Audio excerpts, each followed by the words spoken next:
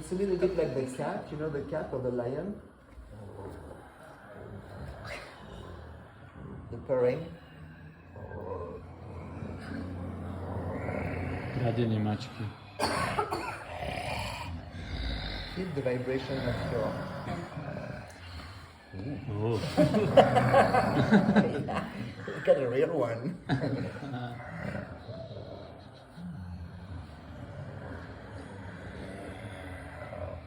So what it does, this breath is we use it to kind of neutralize the pattern in the tissues. You know, like all the muscles, they are organized in specific. You know, it's like fibers organized in different direction. And then when you start to make a movement, the patterns, you know, get very clear, and then it becomes very kind of linear. It's like a linear thing. So the blur is going to neutralize and open it to any other possibilities.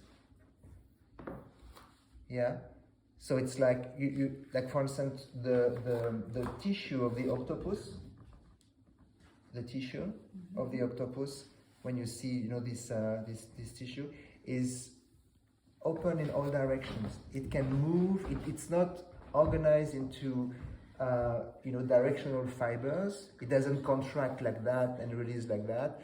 It can move in everywhere.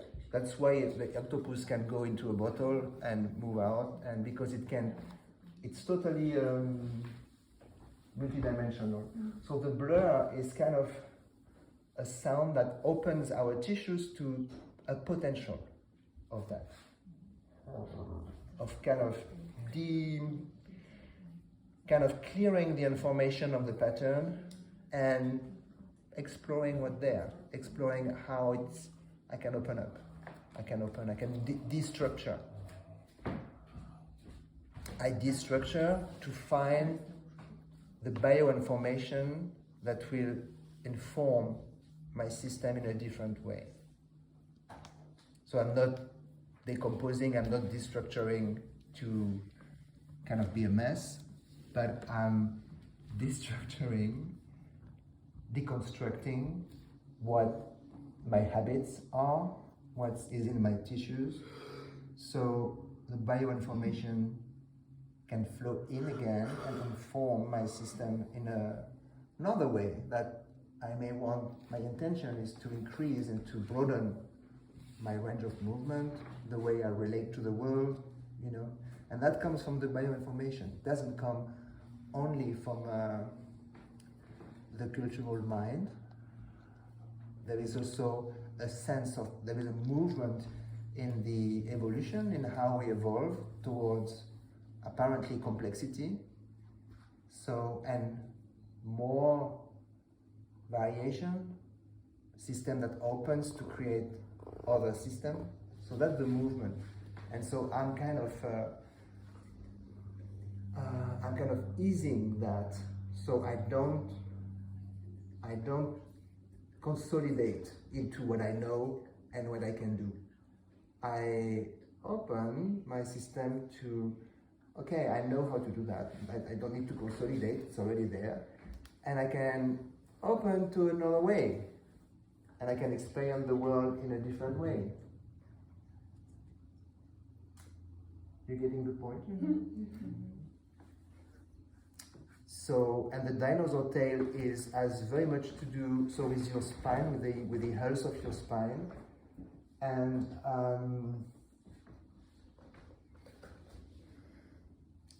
your capacity to stand for your life and for yourself, because nobody else is going to do it, unfortunately. Papa and Mama are, you know, gone, and the God also, like, well, you know. Can be, but can be not. All right. Yeah. So just play a little bit with this for a while, and we can work with the Jacques breath and this blur. So the Jacques to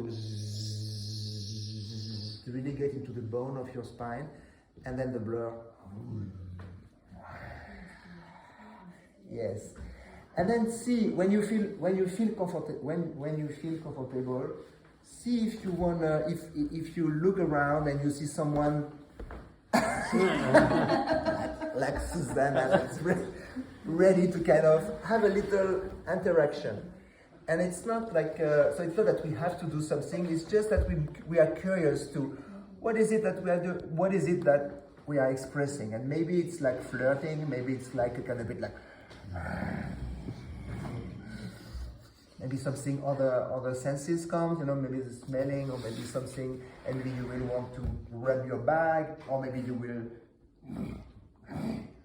don't want that come too close. So this is okay. That's another layer.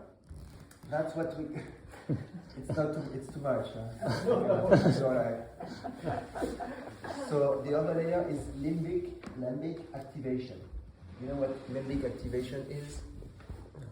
So limbic is a part of your brain that creates the mammalian brain, what we call the mammalian brain, and that's the part of your brain that you know, where apparently we process emotions and we process social communication.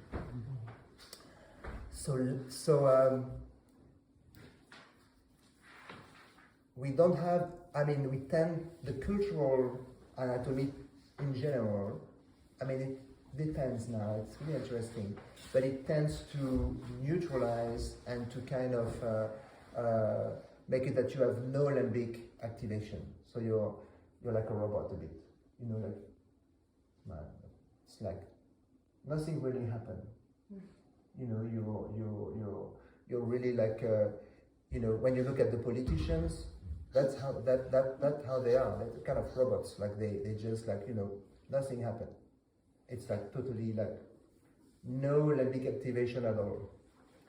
And that's the way we actually connect with one another. Whether it's with you know, it's just that's how we connect as mammalian. So limbic activation. That's what actors do a lot. You know, the actor, they work with feeling the thing, and then they say their whatever they have to say. So limbic activation is a lot of eye expression. There is a sense also of galvanizing sensations. That's the limbic activation. So actually, and when you start to move your eyes a little bit, move your lips, you know, like all these expressions like that, they are all like limbic activation. You know, whether all these facial expressions are activating your limbic brain. So we want to bring a little bit more of that in the play as well. And again, it's physiological. It's your actually we in dance therapy, but in many therapy also we work with that. Like someone who has a trauma, or someone who is very very you know, or dissociated or lost inside or lost somewhere. There is very little limbic activation. It's it's very neutral. Some kind of it doesn't. You don't see. It's very hard to read someone with no limbic activation. You don't know how they feel. You don't know what's going on. It's like, where are you? Where you're not in your body. You're not there. So limbic activation also bring you inside of bring you more here. Through that. Yeah? Yes. And sometimes we're a bit afraid of doing some limbic activation. We're afraid that people see us like, oh my God, it looks really weird, or it looks really aggressive, or it looks really like, I don't know, it's too much. You know. So, but we want to play with that. We want to explore. We want to be curious about it, to see what it brings to us. Maybe it brings something, maybe it brings nothing, maybe it brings a little. All right, so shall we?